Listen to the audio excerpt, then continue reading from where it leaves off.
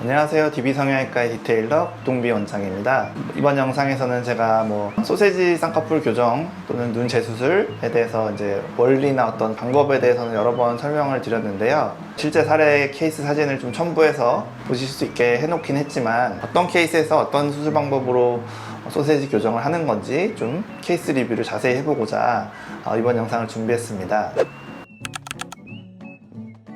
첫 번째 케이스는 저한테 찾아오시기 이제 1년 전에 절개법으로 쌍꺼풀 수술을 한번 하신 분인데요. 1년밖에 안 됐지만 쌍꺼풀이 너무 높게 나왔고 퉁퉁해 보이는 그런 전형적인 소세지 형태의 그런 케이스셨어요. 시작 지점과 끝 지점이 그렇게 높지는 않은 그 쌍꺼풀 중간 부위가 굉장히 높은 그런 소세지 형태였고, 라인 밑이 이제 굉장히 퉁퉁한, 그다음에 눈이 전반적으로 좀 졸려 보이는 케이스셨죠. 그래서 여러 가지 문제가 이제 중첩돼서 이렇게 소세지 형태로 보이는 그런 전형적인 소세지 케이스였는데, 현 상태는 라인은 11mm에 이제 잡혀 있었고요. 절개 흉터가 있었겠죠. 의외로 여분은 5mm 정도로 꽤 여분이 많은 상태셨어요. 얼마큼 낮출 것인지를 이제 판단을 해야 되는데, 눈이 상당히 졸려 보이시기 때문에 이 눈매 교정을 제대로 해주면 눈꺼풀 라인을 한 1mm에서 1.5mm 정도 올릴 수 있는 그런 상황이거든요. 그래서 그만큼 라인이 얇아질 것이기 때문에 눈매 교정을 하면, 그래서 라인은 11에서 한 9 정도로 2mm 정도만 낮추고 그 중간 부위 피부를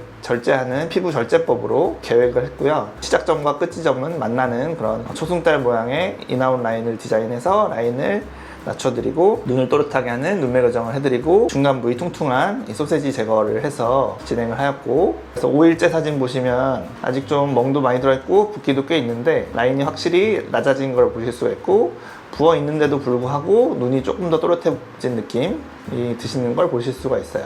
소세지 눈 재수술을 해드리면 공통적으로 하시는 말씀이, 그러니까 의외로 붓기가 더 적다예요. 보통은 재수술을 하시게 되면 더 걱정을 많이 하시잖아요. 두 번째 건드리니까 붓기가 더 생기지 않을까, 회복이 더 느리지 않을까, 이렇게 걱정들을 하시는데, 소세지를 만들었을 때 수술보다 훨씬 적다, 반의 반밖에 되지 않는다, 이런 표현들을 하시는데, 그 이유에 대해서 이제 생각해 보면, 일단 라인을 낮췄기 때문에 부을 공간이 적고요. 11보다는 9가 2mm 더 낮잖아요. 눈매 교정이란 걸 하게 되면 어떻게 보면 눈이 이렇게 압박이 되는 거예요. 눈이 크게 떠지면서 이 쌍꺼풀 사이 부위가 압박이 되면 붓기가 더 적게 생기게 돼 있죠. 초기에도 그렇게 흉해 보이지 않는 그런 결과들을 나타내고요. 경과가 지나서 이제 3달째 사진을 보시면 확실히 붓기가 거의 다 빠져서 오시게 되는데, 굉장히 자연스러운 인아웃 라인이 되었고, 서플렌즈를 끼고 오셔서 그런데 본인 눈동자 기준으로 따지면은 눈동자가 거의 90% 정도 보이는 또렷한 눈이 되신 거죠. 실제로는 아주 또렷한 눈이 돼서 오신 거죠. 어찌됐든 전반적으로 수술 전과 후를 비교해보면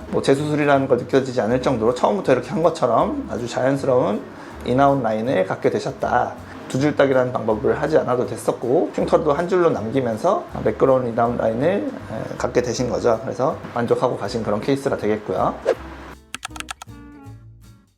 두 번째 케이스도 좀 비슷한 형태라고 할 수 있겠는데, 전형적으로 앞라인과 뒷라인은 높지 않지만 인아웃 라인 형태지만 눈 안쪽 부위가 굉장히 퉁퉁한 그런 소세지 형태를 띠고 계신 분인데요. 이분의 경우에도 이제 2년 전에 절개 수술을 통해서 수술을 하신 거고, 라인은 11mm에 잡혀 있었어요. 여분은 5mm 정도로 꽤 있는 편이었고, 눈이 안쪽이 특히나 잘 안 떠지는 그 안검하수가 약간 있으신 분이었죠. 의학용어로 저희 의사들끼리 이제 메디알 토시스라고 하는데, 흑자가 눈꺼풀과 만나는 지점이 두 군데가 생기잖아요.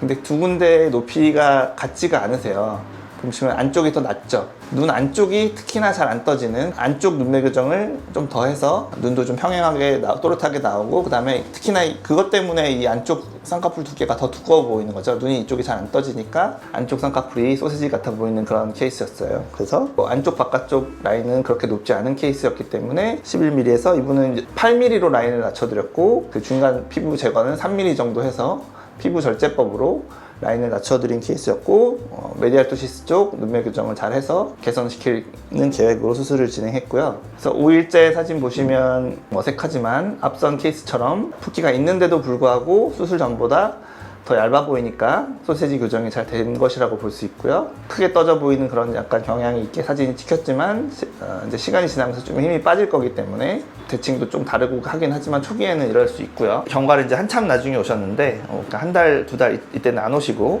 7달이 됐을 때 오셨는데, 붓기가 확연하게 빠져서 7달이 됐을 때는 굉장히 얇아진 라인으로 또렷한 눈에 얇은 인아웃 라인을 완성된 채로 이렇게 오셨어요. 또 하나 이제 말씀드릴 것이 이제 수술 전과 후를 비교해보면 이렇게 확연한 차이를 나타내는데, 단순히 이제 그 라인을 3mm 낮춘다고 해서 이 정도로 라인이 낮아지진 않을 거예요. 그러니까 11mm를 8mm로 낮추고 사실 중간에 또 3mm 피부를 절제하기 때문에 이렇게 얇아지는 효과가 나기는 힘든데, 그렇게 된 이유는 뭐냐면, 같은 8mm를 짠다고 해도 쌍꺼풀을 고정할 때 굉장히 위로 팽팽하게 당겨서 고정할 수도 있지만, 소세지 제거를 하고 나면 쌍꺼풀 아래쪽 라인이 피부만 남기 때문에 피부는 약간 수축하기도 하고 팽창하기도 하는 그런 기능이 있단 말이에요. 8mm에 짠 거보다 살짝 느슨하게 7mm에서 8mm 정도 사이에 느슨하게 고정해주면 라인이 더 얇아지는 효과를 낼 수가 있어요. 이런 경우에 어떻게 보면 꽤 라인이 높아서 두 줄 따기를 뭐 해야 된다라고 생각할 수 있지만, 그렇지 않고 흉터를 한 줄로만 남기는 피부 절제법으로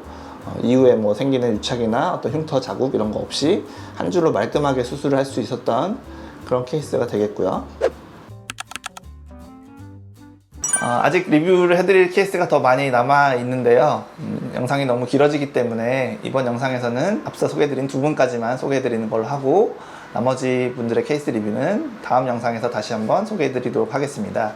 지금까지 DB성형외과의 국동비 원장이었습니다. 감사합니다.